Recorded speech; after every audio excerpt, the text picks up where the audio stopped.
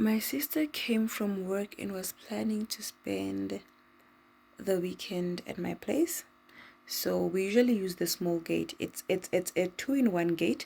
It has the big sliding gate, then it has a small gate.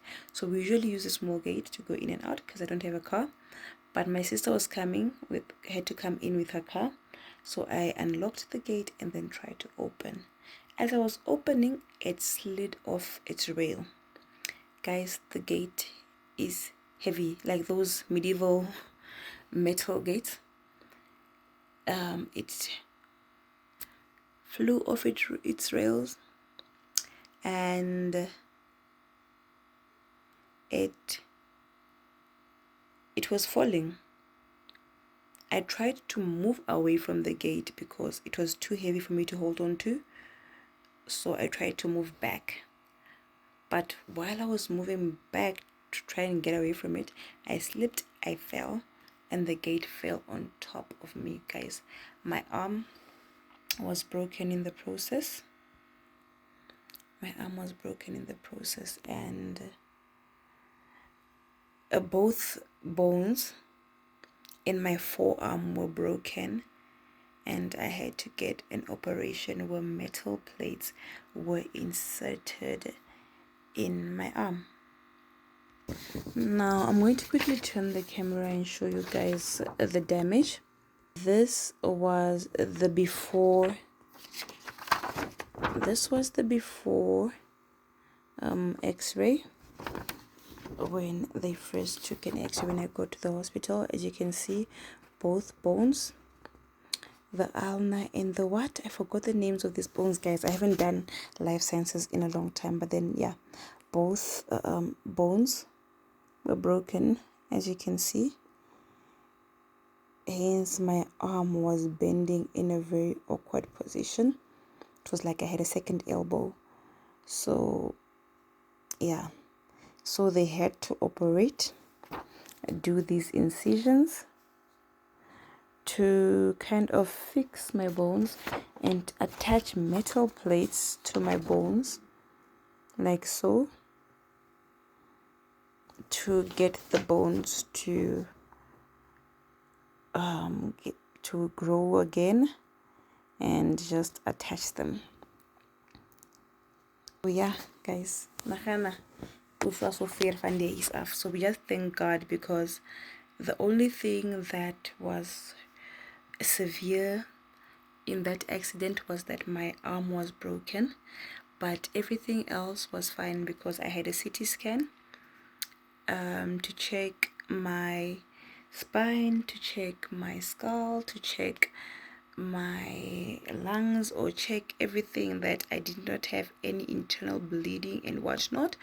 And then they found that everything was 100. We thank God for that. I walked out with this injury, a scar on my face, and then a little bruising on each of my legs. But we thank God for life. We thank God that I actually survived that entire ordeal, guys. So fair van days kom doodgaan. Maar we thank God for 2024. We thank God for sparing my life, because that gate is entirely heavy. My sister says when she saw me lying there with a gate on top of me, she literally thought I was gone, because I was not moving. I had blacked out, or yeah, passed out for a few minutes. So that really scared her. So for myself, I only remember waking up, people surrounding, people were full there were so many people in the yard. I don't remember when they got into the yard, but the yard was full of people. Apparently those are the people who helped my sister get the gate off of me, because she couldn't do it on her own, because the gate is really heavy. They had to get people, and I'm so thankful to my neighbors, the people in the street that I live in. They were so helpful. They came immediately when my sister called for help, and then they were able to assist us. So this has been quite an eventful year, but we're still here, we're breathing, alive and kicking. All thanks be to God. Yeah, guys, otherwise there's not much. there's not much. Kuyabora nje, it's boring. There's not much to do. I like I said, I wake up every day, go to work, come back home. I don't do much. And then I also last year, due to time constraints and financial constraints, I dropped out of my honors program. Yeah, I'm hoping to get funding. Hopefully I can get funding and then further my studies. I'm thinking of looking at the University of Northwest University for possible honors programs that I can do. But for now, I go to work, I come back home, not much to do. Prepare for my classes and help my daughter with her homework and her reading. Yeah, guys, shame. I miss student life. I do not want to lie. Student life, I know we were working towards this goal, working towards having our own home, working towards so many things, so many improvements in life, trying to improve our lives. But yo guys, I miss student life because everything there, being a student was much easier. Yo guys. And in other news, guys, my princess is still here. I'm still the single mom that I've always been, just trying to get the best life for my daughter. I think, yeah, just try to get the best life for her. I think now it's even more,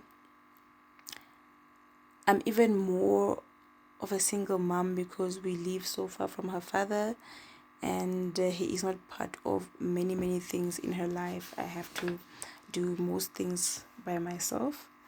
But we're getting there. Girl is going to grade 3 next year. Her results, her grade 2 results for me were not that much satisfactory, but the main point is she passed and is going to grade 3.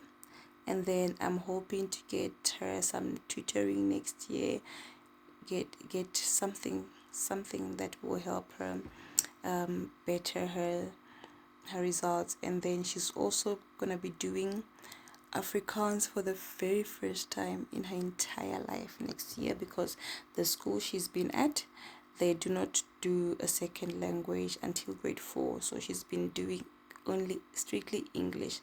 So that too is going to be a challenge for her. I'm trying to help her learn Afrikaans basics right now, which I also don't know that well. I use YouTube. But yeah, we're working on that. And then this painting that you see right here was done by my baby girl. If you can see, it's signed Litlotlo Sakuya. So yeah, she is growing and she is discovering herself and more of her talents. Yeah, I hope you guys have a lovely day, and just like in my previous video, I'm still looking for advice on how to motivate my learners, on how to motivate my learners and how to help them enjoy school, how to make school fun for them, because I think the generations of today just want to have fun, that's all. So if it's not fun, they don't really have any interest in it. And it's heartbreaking to see our black communities being like this, because now personally I want to see the learners that I'm teaching 5 to 6 years from now coming back to me and saying, ma'am, this is what I'm doing now, ma'am, this is my car that I bought, ma'am. That would be the most that would be the best prize ever, because teaching as a profession, I think all teachers want to see the children they teach succeed. We want to see them succeed. So if we're not seeing any of that, if they keep failing and not taking school seriously, it really, some people might think we enjoy when kids fail. I don't know if that even makes sense, but it dampens our spirits. But having to see your learners excel, having to see your learners make it in life, now that's the biggest prize. So yeah, give me some advice, guys. How my 2000, how do we teach them? How do we make them enjoy school, guys? Because I couldn't see. That's all from me and my rambling. I'll try to make more videos. I know I always say that and then I go MIA. I'll try making more videos and see if I can manage my time, because managing my time, having spare time to make videos and whatnot is very, very difficult. Love you guys. Bye.